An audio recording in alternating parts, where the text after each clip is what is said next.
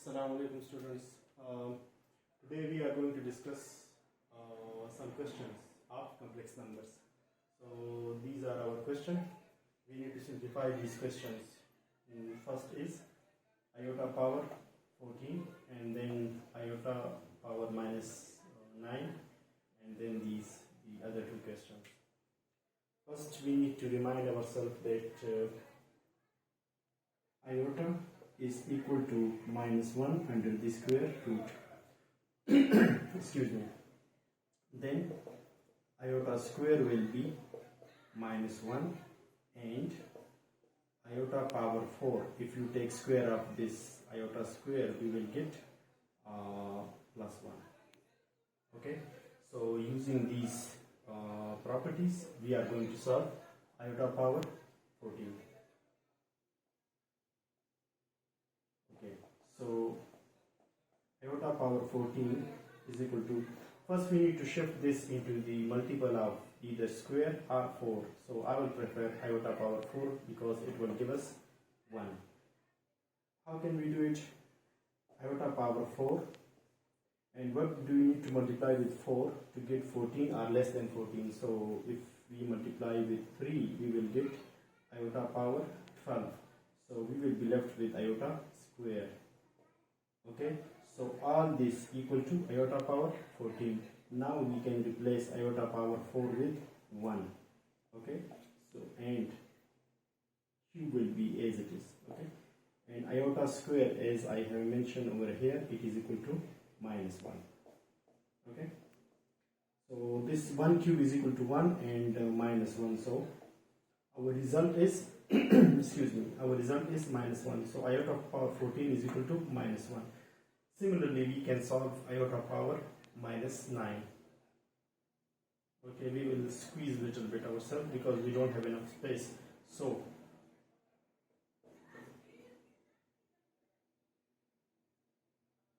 iota power minus 9 is equal to, if we shift this number into denominator, exponent will become positive, so it will be iota power 9. Okay, so we will use the same tricks again using these properties. So it will be equal to,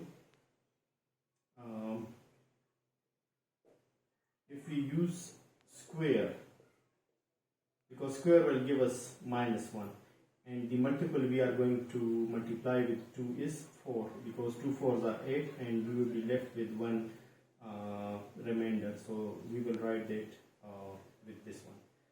Okay, now replace this iota square with minus 1. As I have mentioned, iota square is equal to minus 1 and it came from iota is equal to minus 100 square root. So this is equal to minus 1 power 4 and iota. Okay, since the power of minus 1 is even, so we will get plus. This one is equal to plus 1. So we will be left only with iota.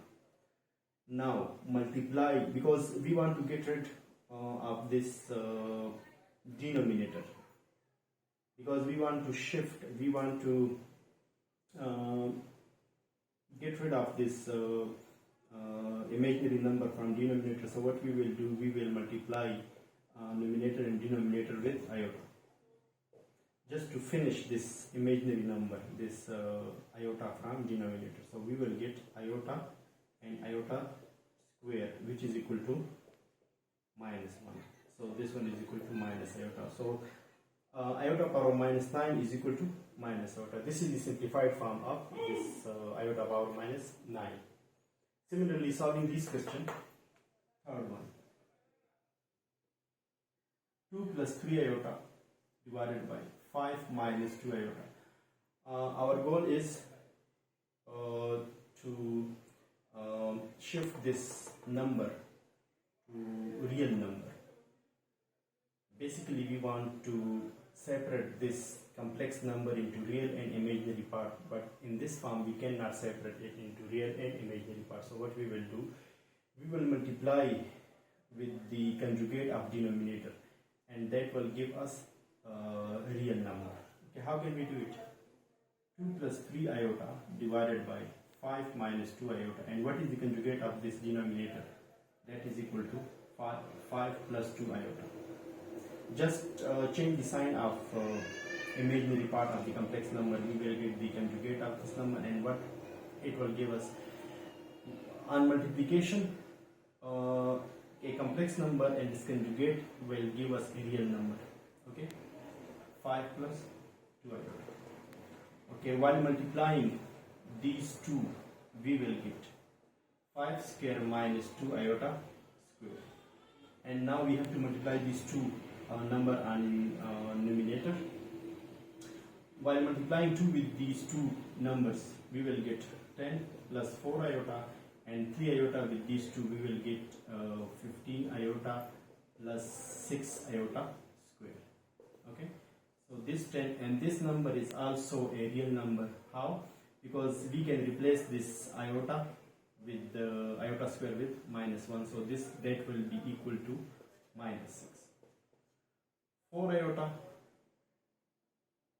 Okay, so we made a mistake here. 3 5 are 15, so this is plus basically.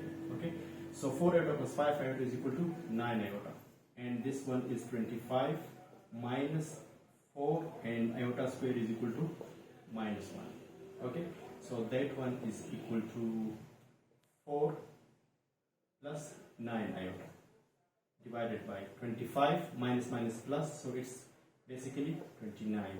So 4 divided by 29 plus 9 iota divided by 29. So now we have changed this number into a form in which it has real, separate real and imaginary part. Okay, so that's how we can simplify a number in which we have a complex number in numerator and denominator. So this is the simplified form of this question. Now we have to solve the fourth question, which is in the modulus form. So we have to find the modulus of a complex number.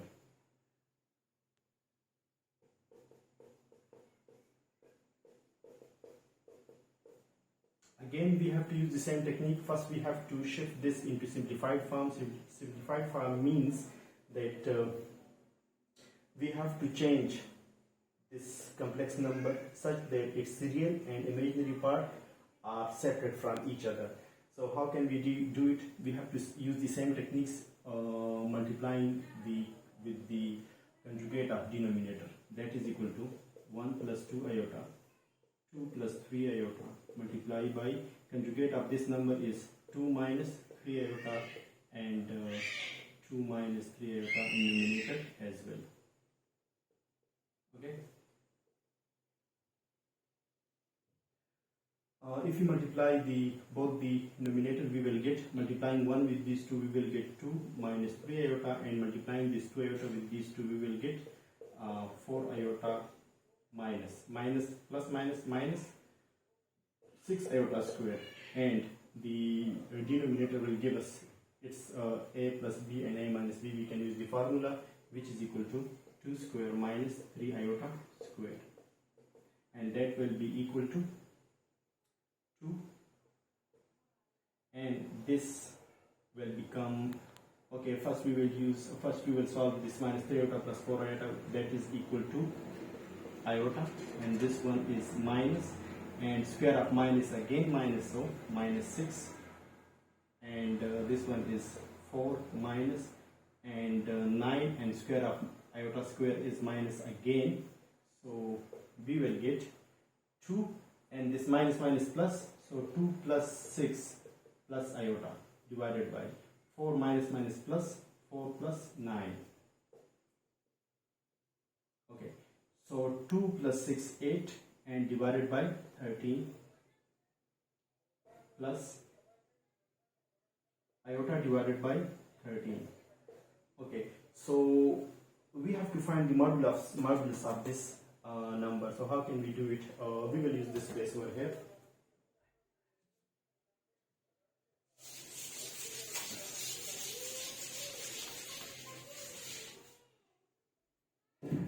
Okay, so this one is equal to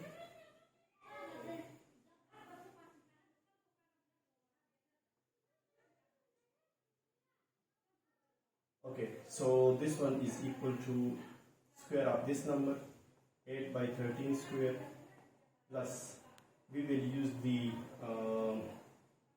coefficient of iota, which is equal to 1 over 13 square. So that is equal to square of 8 is 64 and square of 13 is 169 and 1 divided by 169 under the square root. 169 is LCM, so 64 plus 1. So we will get 65 divided by 169. If we apply, because this is a perfect square, so we can apply the square root on this perfect square, that will be equal to 13 and this is 65. So this is the modulus of this complex number. Modulus basically tells us the length of the complex number. Okay, so that's all for today. If you have any question, you can ask me. Thanks for watching.